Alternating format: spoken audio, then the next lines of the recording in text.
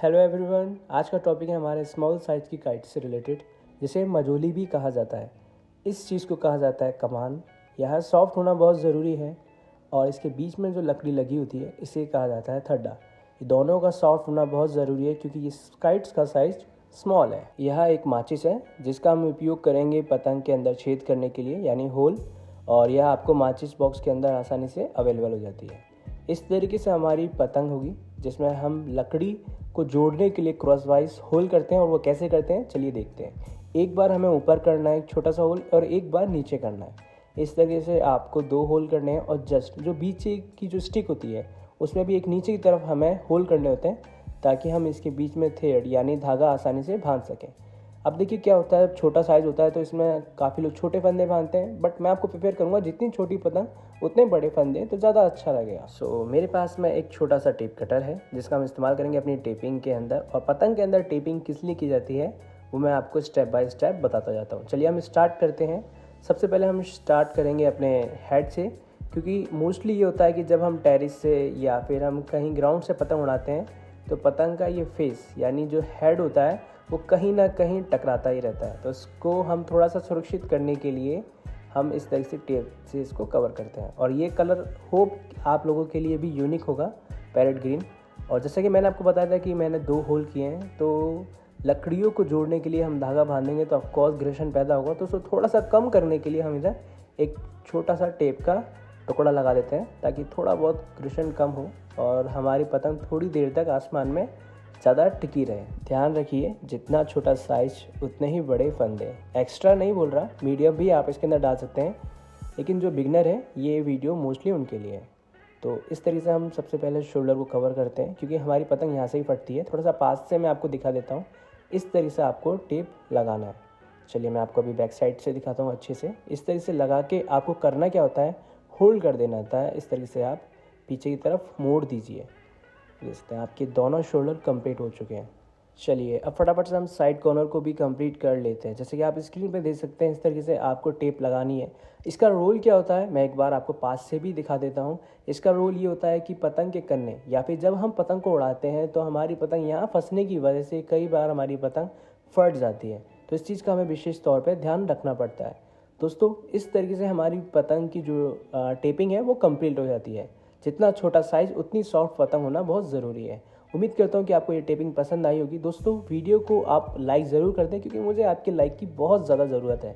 हमारी tapping complete. सबसे पहले हमने पतंग पसंद करी, फिर टेपिंग करी। अब थर्ड काम है हमारा फंदे डालना यानी कन्ने डालना। इसके लिए मैं सिंपल थ्रेड कॉटन यूज़ करता हूँ एंड आपको यही प्रेफर करूँगा कि आप भी इसी तरीके से सिंपल थ्रेड यूज़ करें। चाइनीज़ मांझा या फिर मांझे का इस्तेमाल बिल्कुल भी ना करें, इससे पतंग आपकी डैमेज होती है। इस तरीके से आपको करना ये है कि एक फर्स्ट कॉर्नर को पकड़ के फोल्ड करके एक नोट बांधकर सिंपली आपको वन साइड का एक कॉर्नर तैयार करना पड़ता है। कुछ सेम एग्जैक्टली इसी तरीके से जिस तरीके से आप स्क्रीन पर देख पा रहे हैं। आपको भी सेम यही चीज़ कॉपी करनी है एग्जैक्टली। और जितना आपको रिक्वायरमेंट है थ्रेड की, जितना भी आपको धागे की ज़रूरत है आप उतना ही इस्तेमाल करें। मेरे पास में काफ़ी इनफ है। तो इसी तरीके से आपको दोनों साइड पर कम्प्लीटली नोट बांध कर तैयार करने हैं। 2 सिरे मैंने तैयार कर लिए हैं, देख सकते हैं आप। बिल्कुल आपको इसी तरीके से तैयार करने हैं। अब आपको करना क्या है चलिए हम देखते हैं अपने नेक्स्ट प्रोसेस पे। सिंपली धागे को लेना है, पतंग पे जो हमने होल किए हैं उसके अंदर हमें वन साइड पे डालना है एक धागा।